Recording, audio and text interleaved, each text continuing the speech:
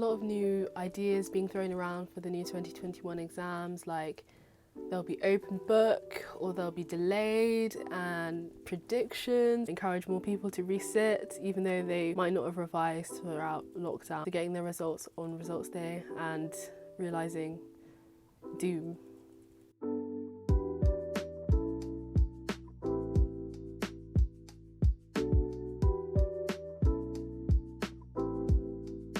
Hello, welcome to my channel. Today I'm going to be talking about A-levels and GCSEs because it seems like things are changing so much, but at the same time not fast enough because we're still stuck with this really odd system that they've made. Basically, it's not looking the best. So far we've established that the autumn exams, A-levels will be in October after the half term and GCSEs will be in November. So we have that to look forward to. All the teachers have submitted in the rank order, and it's like as a whole school, you know, like the whole subject is ranked, and there has been analysis of this already, and the results that are shown, teachers are being optimistic with their rankings and with the amount of people doing the rankings, and on average this was 1.5 to 2 times higher than last year's results, which is kind of problematic because who's to say that last year there was like a really bad teacher and then the next year like a new head of year came in and implemented all of these new things and improved the grades for that school, you know? So it's a bit of a sticky one that they're going to be shifting down the grade to exactly the results from 2019. On the FFTT website, they've made an interactive kind of graph thing where you can see the discrepancies of the 2019 and the 2018 data, and honestly it is a bit crazy that, especially with like the grade 9 and the grade 3, like teachers are over predicting the grade 9 and very much under predicting the grade 3. I read an article and they were saying that with the standardization it could really shift your grade a lot down, and that is quite worrying because it's like if your teacher's already giving you a grade that you don't think that you'd be the most happy with, and then an algorithm is lowering it even more, that is just very worrying. For example, with English language GCSE, the average grade given by the teachers was 5.1, but the actual average grade from 2019 was 4.7.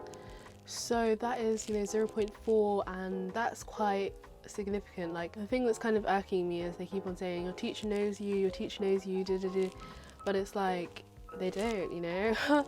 And once it's being standardized and lowered even more, it's just going to be really worrying how significant it can be for people. I saw another article about how there's such a thing where schools can overpredict, assuming that everyone else will overpredict, and that just kind of pushes everything up, and they said that a small amount of schools was doing that, so hopefully that is okay, but I guess that can also show a sign of being held back by the previous year's grades, especially with like smaller schools in like urban areas, whatever.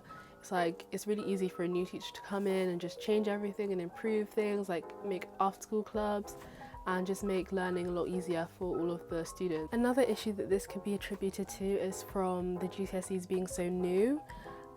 So because the GCSEs, you know, 9 to 1, and since the A-levels have been changed and the specifications have been changed, the grading's been changed, everyth's been changed, so there's not as long evidence to use. Like my year was the first year to do GCSEs in 2018 for all subjects, so say for subjects like astronomy or something, they could still be doing it for the first year in that school, so there's no evidence for them to actually base it on. So again, there's just a lot of errors that can be made in this. It's just like everyone's going to lose out. They keep on using this motto like, oh, everyone's going to get what they need to progress, but they actually released a statement saying the homeschooled students or the research students, that they're the ones that are most likely going to be lost out on and not receive the grade that they need for university and all of these things. Yeah, it's just kind of peak, but that's life. So far, they estimated that 1/3 of all grades submitted by teachers could be lowered. So that is quite significant. That is a very large amount of the population being lowered. But I suppose that's just teachers not having an actual test to grade. There's nothing for them to use apart from tests. And I feel like so many people cheated and all of these things, so they would have really high average grades. It's like in the real test they wouldn't have performed like that. So just thinking of all of how that can be throughout the entire country is a bit worrying. But you know, got the autumn exams to show who is boss, though the way my motivation is right now is very, very low, I'm not gonna lie.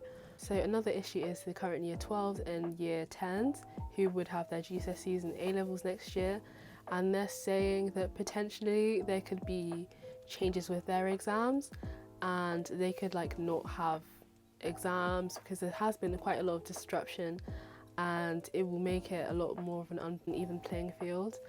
And especially with university applications, most schools haven't had their mocks yet, so they won't be able to make accurate or evidence-based predictions, meaning like better performing schools will likely just give their students higher predictions, when lower ranking schools will just assume that their students are going to do badly like they have in previous years. So the articles are saying that that's really unacceptable to just lump everyone together and just compare to the 2019 results and perhaps even the 2018 results. But it's just like that's quite a long time, 2020 and 2021, to be relying on one cohort. Just throw it out there as well.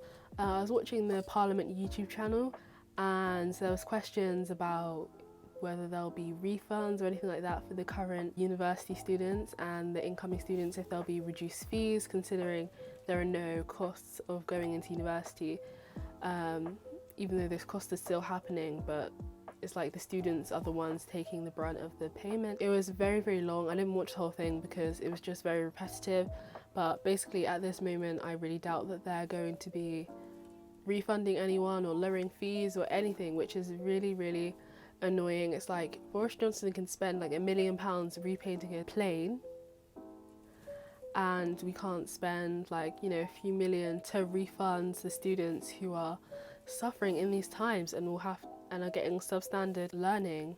But at the same time, it's really hard to think about how it all works together and all of that, you know. There's a lot of new ideas being thrown around for the new 2021 exams, like they'll be open book or they'll be delayed, and predictions.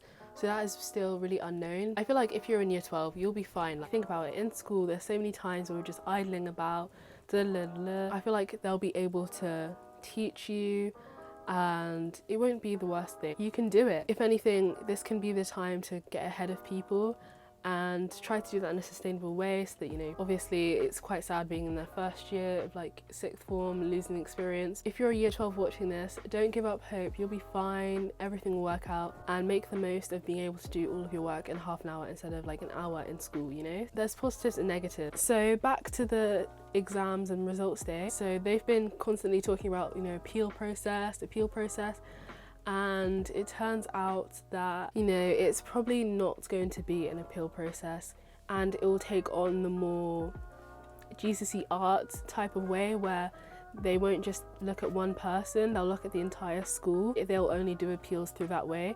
So that would be if every single person in the school is undergraded or something. So that is quite unlikely to happen. I saw on Twitter that people's schools were already emailing them that there won't be an appeal process, because it will just be a lot of faff, and considering people need that for university and everything. So no appeal process. One good thing I've seen, which probably won't apply, with the autumn exams, if you do badly, you'll still keep the highest grade, so you won't keep both grades, which is good. Because I thought that the way they were saying it before, it sounded like you would have 2 grades on your certificate, and that's just not it. They've clarified that you just keep the higher grade. Perhaps will encourage more people to resit, even though they might not have revised throughout lockdown and would have just been revised after getting their results on results day and realising doom.